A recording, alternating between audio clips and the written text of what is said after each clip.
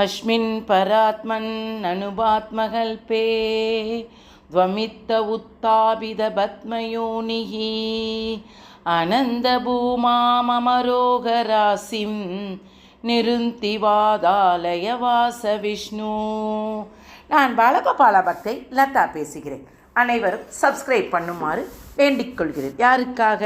நம் குருவாயூர் அப்பனுடைய அருளை பெறுவதற்காக. ஏதாவது நான் ஆக்சுவலாக 14ஆம் தேதி தான் நாராயணி பட்டத்திரி நாளுன்னு நினச்சேன். இப்போ தான் எங்களுடைய குருக்கள் நாளையிலேருந்தே நாராயண பட்டத்திரியை குருவாயூரப்பா நாராயண பட்டத்திரிக்கு காட்சி கொடுத்த நாள்னு சொன்னதுனால சட்டென்று யோசித்து பட்டென்று நான் இதை சொல்லுகிறேன். அதனால் எல்லோரும் கடைசி வரை பாருங்கள். என்னன்னு பார்த்தங்கன்னா, நான் ஏற்கனவே போன வருஷம் நான் சொல்லியிருக்கிறேன். அது அவருக்கு குஷ்ண நோய் வந்தது. அதை குருவாயூரப்பா எப்படி சரிப்படுத்தினார்னு தான் நம்ம பார்த்தோம். ஆனால் இப்போ இதில் என்ன ஒரு விஷயம் இருக்குது, என்னுடைய குருக்கள் சொன்னாங்க. என்னென்னா, அந்த நாராயணி பட்டத்திரிக்கு எப்படி அந்த குஷ்ண நோய் வந்தது அதனுடைய சிறப்பை பற்றி சொன்னாங்க. அது எனக்கு ரொம்ப பிடிச்சிருந்ததுனால இதை நான் உங்களுக்கு சொல்ல விரும்புகிறேன். என்னன்னு பார்த்தங்கன்னா, இந்த நாராயணி பட்டத்திரின்றவர் யார், அவர் எப்படி இருந்தார், அதை ஏன் இந்த நாராயணி பட்டத்திரி இந்த நாராயணியத்தை எழுதினார் என்பதை பற்றி நாம் பார்ப்போமா? என்னன்னு பார்த்தங்கன்னா, இவர் இளமையிலேயே கல்வியெல்லாம் கற்று முடித்தார். ஒரு நாள் இவரது குரு யார், பட்டத்திரியோட குரு அச்சுத பிசாரடி இவரை அழைத்து இன்றோடு உன் குருகுல வாசம் முடிவடைகிறது. உனக்கு சமஸ்கிருதத்தில் எல்லாமே கற்றுக் கொடுத்து விட்டேனடா கண்ணா. இனி நீ உன் இல்லத்திற்கு சென்று திருமணம் செய்து கொண்டு நீ உன்னுடைய குடும்ப வாழ்க்கையை ஏற்றுக்கொள். தேவர்களுக்கு பண்ண வேண்டிய யாகங்கள் ஹோமங்கள் எல்லாம் செய் என்று கூறி ஆசீர்வதித்தாராம். யார்? அச்சுத பி ஷாரடி அப்படின்றவர்.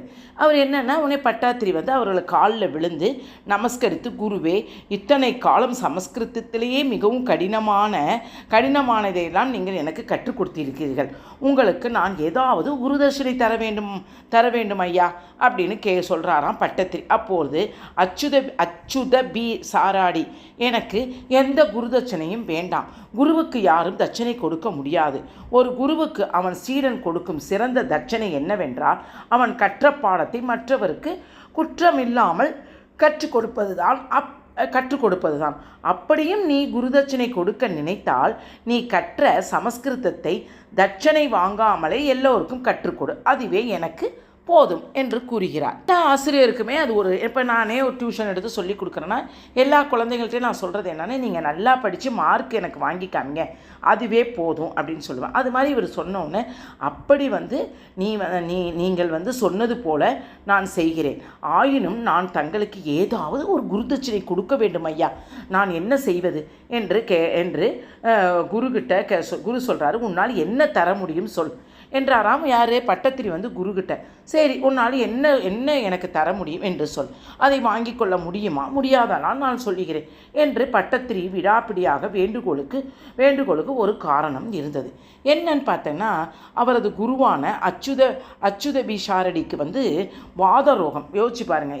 இது ரொம்ப பிடிச்சிருந்ததுனால தான் அதை நானே சொல்லி உங்களுக்கு சொல்கிறேன். அவருக்கு அந்த வாத ரோகம் இருந்துச்சான். அவரால் தன் கை கால்கள் எல்லாம் நகர்த்தக்கூட முடியாமல் அப்படிப்பட்ட நிலையில் அவர் தன் சீடருக்கு பாடம் கற்றுக் கொடுத்தாராம். தினமும் அவரை 15-20 சீடர்கள் குளிப்பாட்டி அவரை கொண்டு ஒரு நாற்காலியில் உட்கார வைப்பார்கள். அந்த நிலையில் அவர் என்ன சொன்னா, தன் சீடர்களுக்கும் அந்த நிலையில் கூட பாடம் நடத்தினாராம். அதெல்லாம் நான் கூட நினைப்போம்மா, சாவர வரைக்கும் நம்ம எல்லாத்துக்கும் ஏதோ ஒரு கல்வியை கற்றுக் கொடுக்கணும்னு நான் நினைப்போம்மா. அப்படின்ட்டு இருக்கிறப்ப அவருக்கு பட்டத்திரிக்கு இவரது நோயை நாம் ஏன் வாங்கி கொள்ளக்கூடாது என்று தோன்றியதான். அவர் பாருங்கள், யாராவது நோயை வாங்கிக்குவாங்களா? நம்ம ஒரு 5 நிமிஷம் யார்ட்டையாவது ஒரு வலியை வாங்கிக்க முடியுமா? இவருக்கு பாருங்கள், அந்த காலத்திலேயே நோயை வாங்கி கொள்ள வேண்டும் என்று ஒரு ஆசை. இவர் குருகுலம் சேர்ந்து முதல் நாளிலிருந்து நாம் குருவுக்கு இவ்வளவு கஷ்டப்பட்டு நமக்கு பாடம் நடத்தியிருக்கிறார், நாம் அவருக்கு ஏதாவது செய்ய வேண்டும் என்ற எண்ணம் எனக்கு மனதுக்குள்ளே இருந்து கொண்டே இருந்தது ஐயா.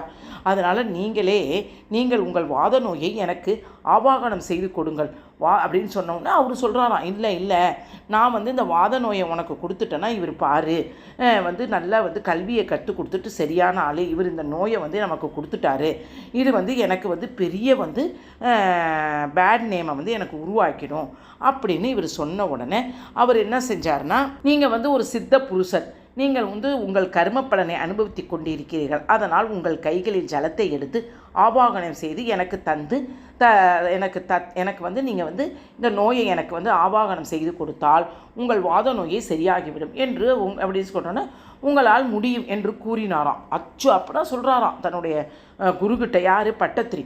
உடனே தன் சிஷியனுக்கு ஆத்ம ஞானத்தையும் கேள்விகளை சாஸ்திரங்களையும் சகல வித்தைகளும் கடவுள் பக்தியும் புராணங்களையும் போதிக்க வேண்டுமே தவிர நீ கேட்டாய் என்பதற்காக நான் இந்த நோயை தரமாட்டேன் அப்படின்னு அவர் சொல்கிறார். என்னதான் நீ சீடனாக இருந்தாலும் நான் உன்னை சொந்த மகனாக தான் நான் பாவிக்க வேண்டும். எந்த தந்தையாவது தன் குழந்தைக்கு ரோகத்தை தருவாரா? இப்போ நம்மளே நினைக்கிறோம், ஐயோ அந்த பிள்ளை கர்ம பலனால இவ்வளோ கஷ்டப்படுதேன்னு நினைக்கிறப்ப அதுக்குள்ள வேண்டி அதை நிவர்த்தி தான் செய்வோம். அதுபோல் ஒரு குருவுக்கு சிஷ்யன்றது ஒரு குழந்தை மாதிரி. அதனால் நான் ஒன்றும் உனக்கு செய்ய மாட்டேன். இந்த வியாதியில் வந்து கஷ்டப்படுறது என்னுடைய கர்ம பலன். நீ என்னை விட சிறியவன். நீ வந்து உன் ஆச்சாரியா பக்தியை கண்டு நான் மனம் மகிழ்கிறேன் ஐயா அப்படின்னு சொல்லிட்டு பட்டத்திரிகிட்ட உன் போல் ஒரு சிஷ்யன் கிடைக்க எனக்கு மிகவும் கொடுத்து வைத்திருக்க வேண்டும். இருந்தாலும் இது தர்மம் கிடையாது.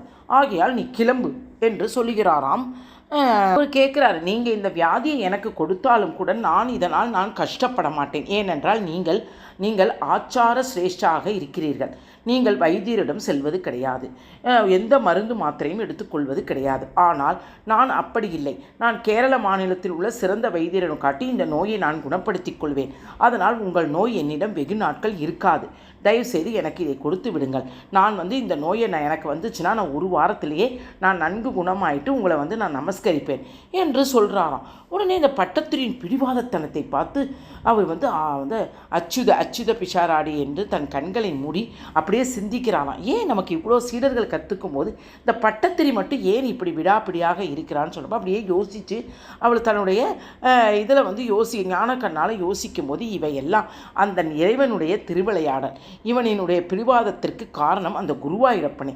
இவன் தன் வாயால் நாராயணியம் கேட்க வேண்டும் என்று அந்த கிருஷ்ணன் முடிவு செய்து விட்டார். எப்படி பாருங்க. அதனால் வந்து அவர் நினைக்கையில் அவர் மணக்கண் முன் கிருஷ்ணன் வந்தான். தலையில் மயில் பீலி அணிந்துவிட்டு பட்டு பீதாம்பரம் முடித்து புல்லாங்குழலுடன் நின்று புன்முறுவல் புரிந்தாராம் கிருஷ்ண பகவான். தான் கண்ட காட்சியை கண்டு அச்சுத பிஷாராடி மெய்சிலிர்த்து போனார். பக்தியின் ஆழத்தை நினைத்து வியந்து போனார். தன் பக்தனுக்காக அந்த மாயக்கண்ணனே என்ன லீலை வேண்டுமானாலும் செய்வான் என்று நினைத்தாராம். அதனால் இதை நம்மால் தடுத்து நிறுத்த முடியாது என்று சொல்லிட்டு தன்னுடைய நோயை வந்து யாருக்கு? பட்டத்திரிக்கு வந்து தன்னுடைய நோயை வந்து அவருக்கு ரோகத்தில் கொடுத்துட்டாராம். கொடுத்தவுடனே அடுத்த நிமிஷமே குரு வந்து பட்டத்திரி மாதிரி ஆயிட்டாராம். பட்டத்திரி வந்து குரு மாதிரி ஆயிட்டாராம். வந்து இந்த பட்டத்திரி வந்து இந்த வியாதியோடு அப்படியே போனவுடனே அந்த குஷ்டரோகம்னு போனோன்னா அவங்க வீட்டில் இருக்கிறவங்கெல்லாம் எல்லாரும் வந்து திட்டினாங்களாம். ஏன்னா ஒரு குரு வந்து இவனுக்கு வந்து பாடம் கற்பித்து கொடுத்து நோயையும் திருப்பி கொடுத்துட்டாங்க. எல்லாமே கொடுத்துட்டு எவ்வளவோ மருந்து மாத்திரை எல்லாம் செஞ்சு இவருக்கு சரியே ஆகலையா. அதனால் நாளுக்கு நாள் வலி பெருகி கொண்டது. கை கால் துளி கூட அசைக்க முடியலையா. எந்த வைத்தியனாலையும் இவருக்கு சரியே படுத்த முடியலையா. அதனால் எல்லா கேரளத்தில் உள்ள எல்லா வைத்தியரும் சென்று அவர்கள் சொன்னபடி எந்த வைத்தியமுமே அவருக்கு பலிக்கவில்லையாம். என்னடா நம்ம வந்து குரு கஷ்டப்படுறாரேன்னு தானே நாம் வந்து ஒரு நல்ல சிந்தனையோடு தானே நாம் வந்து குருவிடம் வந்து இந்த வியாதியை வாங்கி கொண்டோம். ஆனாலும் ஏன் வந்து எனக்கு குணமாகலை? அதற்கு ஒரே காரணம் நாம் குருவிடம் கர்வமாக பேசிவிட்டோமோ, வியாதி போகாததற்கு அதுவும் ஒரு காரணமாக ஆகிவிட்டதோ என்று இப்படியெல்லாம் பட்டத்திரி யோசிச்சுக்கிட்டே இருந்தார். அப்போ வந்து ஒரு வாரத்தில் வந்து நான் உங்களை நமஸ்கரிக்கிறேன் என்று கூறிவிட்டு ப்ரௌடாக வந்தேனே.